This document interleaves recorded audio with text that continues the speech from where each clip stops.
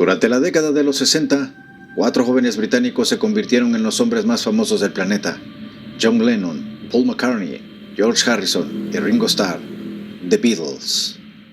Eran más que un grupo musical, eran un fenómeno cultural, la voz de toda una generación, un eco de revolución. Pero detrás de la Beatlemania, entre conciertos multitudinarios y giras interminables, comenzó a gestarse uno de los mitos más inquietantes de la historia de la música, una teoría oscura que aseguraba que en lo más alto de su éxito, Paul McCartney había muerto. Según el rumor, en noviembre de 1966, Paul discutió en el estudio con sus compañeros, se marchó furioso y jamás volvió. Un accidente de coche lo habría arrancado de la vida a los 24 años. Sin embargo, la maquinaria Beatles no podía detenerse. El mito asegura que un hombre, un doble, ocupó su lugar y que, para los ojos del mundo, Paul McCartney jamás murió.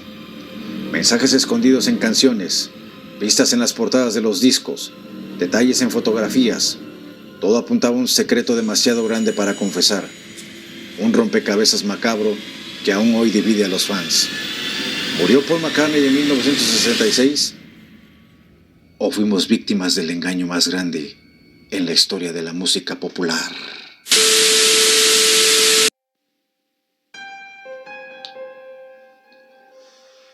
Imagina esto: uno de los músicos más famosos de la historia muere en secreto y es reemplazado por un doble perfecto. Nadie se da cuenta, o al menos eso creen. Pero con el tiempo aparecen pistas, letras extrañas, portadas misteriosas, mensajes ocultos al reproducir canciones al revés, y los fans comienzan a sospechar. Paul McCartney está muerto. ¿Es un engaño? ¿Es una campaña de marketing? ¿O es la mayor conspiración en la historia del rock? En 1966, el mundo entero está a los pies de 4 jóvenes británicos que cambiaron la historia de la música popular.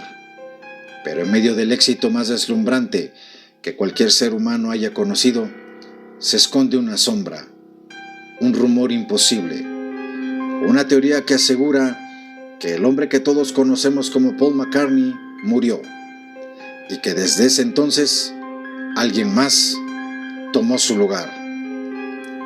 Pero había un problema que les daba dolor de cabeza por completo, y esto era que los Beatles estaban en la cima del mundo. La pregunta era: ¿cómo admitir que uno de sus integrantes había muerto? La solución, dicen los conspiracionistas, fue reemplazarlo por un doble, una mentira monumental.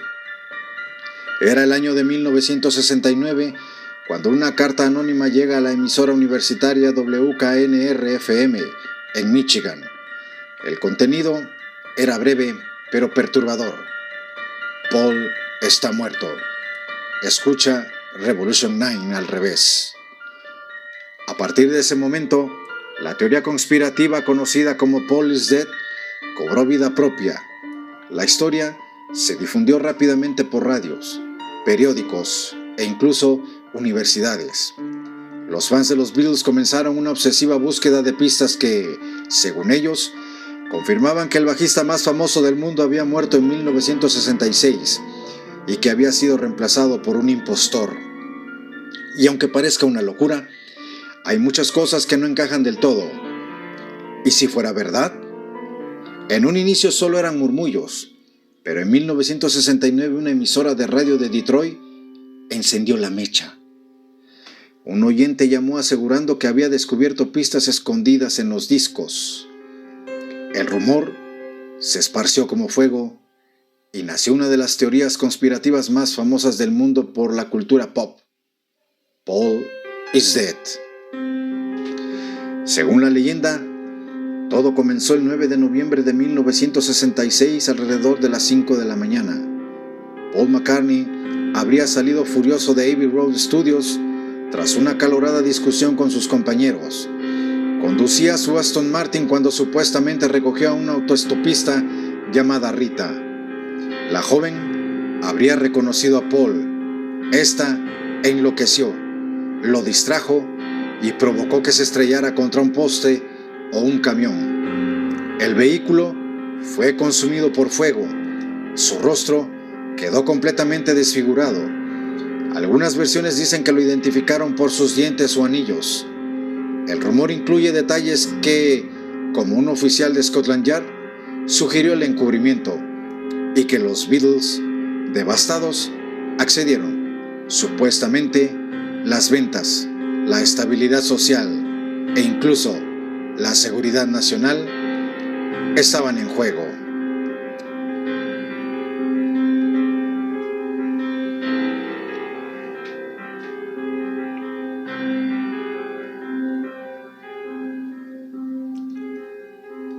Es aquí donde entra William Shears Campbell, también conocido como Billy Shears.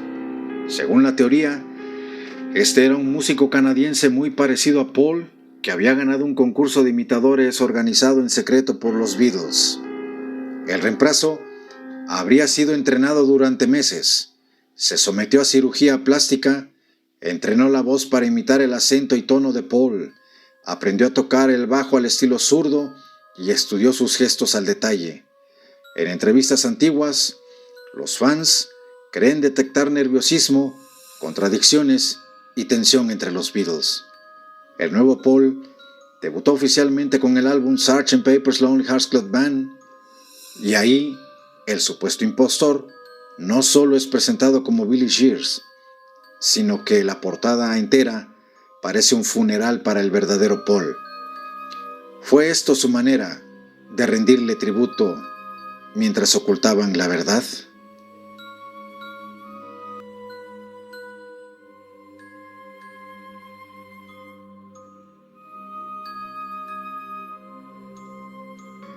Las canciones parecían ocultar mensajes fantasmales. En Revolution 9, al reproducirlo al revés, se escucha una frase inquietante como "Turn me on, dead man". En Strawberry Fields Forever, John Lennon susurra algo que muchos interpretan como "I buried Paul". ¿Era una confesión velada? ¿Una broma macabra? ¿O simples coincidencias acústicas? Para los creyentes no había dudas. Los Beatles habían convertido su duelo en un rompecabezas musical, un tributo secreto al amigo que ya no estaba. Los fanáticos encontraron cientos de pistas ocultas en los álbumes de los Beatles entre 1967 y 1970. Estas señales visuales y auditivas fueron interpretadas como confesiones simbólicas de que Paul McCartney había muerto. En el álbum de Sgt. Pepper's Lonely Hearts Club Band, en la portada, una figura sostiene la mano abierta sobre la cabeza de Paul, una señal de muerte en muchas culturas orientales. Paul sostiene un instrumento de viento, pero la agarra con la mano derecha, cuando él era notoriamente zurdo. En el bombo de la batería, si se coloca un espejo de forma horizontal, se lee "One Wine Night He Died", lo que se interpreta como 11 Night He Died, es decir, 9 de noviembre, la fecha del accidente. Las flores frente a los Beatles forman lo que parece ser un bajo zurdo con 3 cuerdas, como tributo a Paul. En el álbum The Magical Mystery Tour, en el libreto del álbum, Paul aparece disfrazado de morsa. En algunas culturas nórdicas, la morsa es un símbolo de muerte. En el tema I Am the Walrus, John canta "Yo soy la morsa". Más tarde diría en entrevistas que la morsa era Paul. En una imagen del folleto, Paul viste un traje blanco y lleva una flor negra en la solapa, a diferencia de los demás, en la canción Your Mother Should Know. En The White Album, o el álbum blanco, en el track experimental Revolution 9, al reproducirlo al revés se escucha "Turn me on, dead man". En la canción I'm So Tired, reproducida hacia atrás, algunos afirman escuchar "Paul is dead man, miss him, miss him". En While My Guitar Gently Weeps, los gemidos de George Harrison al final de la canción gimen el nombre de Paul con tristeza mientras la guitarra llora. El álbum en general refleja un tono más caótico y oscuro que los anteriores, que algunos interpretan como reflejo del trauma de perder a Paul. En el fascinante álbum Abbey Road, la portada del disco, una de las más famosas del mundo, es interpretada como una procesión fúnebre. John Lennon de blanco representa al sacerdote, Ringo Starr de negro representa al funerario, Paul descalzo, con el paso diferente y cigarrillo en la mano derecha, representa al difunto, George Harrison con mezclilla representa al sepulturero. La matrícula de Volkswagen Beetle estacionado dice 28 if, interpretado como 28 if Paul had lived. Paul tendría 28 años si estuviera vivo. Estos detalles, para algunas simples coincidencias, fueron para otros la confirmación definitiva de una conspiración monumental oculta a plena vista. Demasiadas coincidencias para algunos, demasiada imaginación para otros.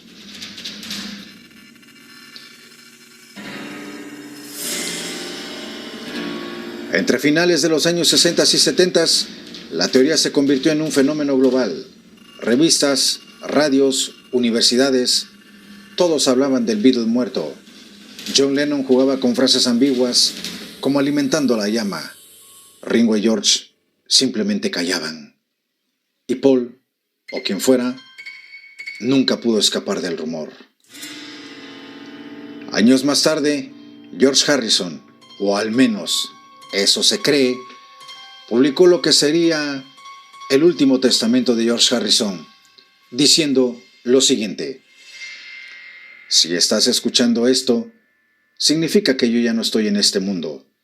Durante años me he mantenido en silencio, observando cómo la verdad se esconde a plena vista, pero no quiero irme sin contar lo que realmente ocurrió, lo que ocurrió con Paul. Paul McCartney murió en noviembre de 1966, un accidente de coche brutal, irreversible. Nos lo mostraron. Aquello me persigue hasta el día de hoy. John, Ringo y yo quedamos paralizados. La discográfica, el gobierno, todos nos dijeron que no podíamos revelar la verdad, que si el mundo descubría que Paul estaba muerto, los Beatles acabarían, y con nosotros el sueño de toda una generación. Nos presionaron, nos obligaron a continuar.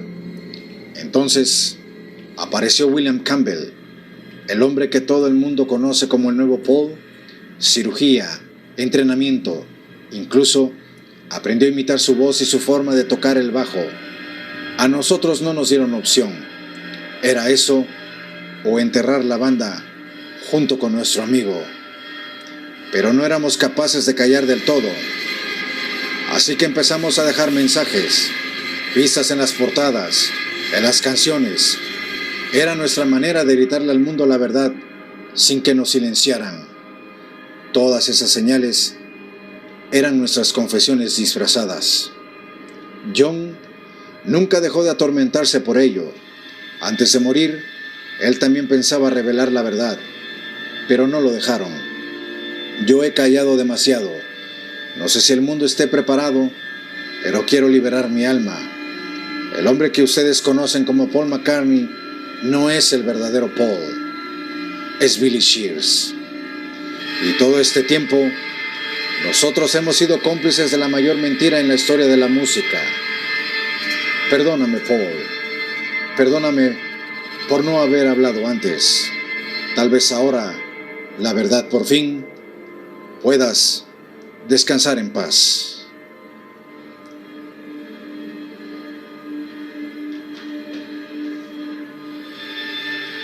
Han pasado más de 50 años y Paul McCartney sigue en los escenarios, llenando estadios y tocando las canciones que definieron una era. ¿Es realmente el mismo hombre que conquistó el mundo en los 60s? ¿O seguimos escuchando a un impostor que aprendió a ser un Beatle mejor que nadie? ¿O quizás mucho mejor que el auténtico y original Paul McCartney?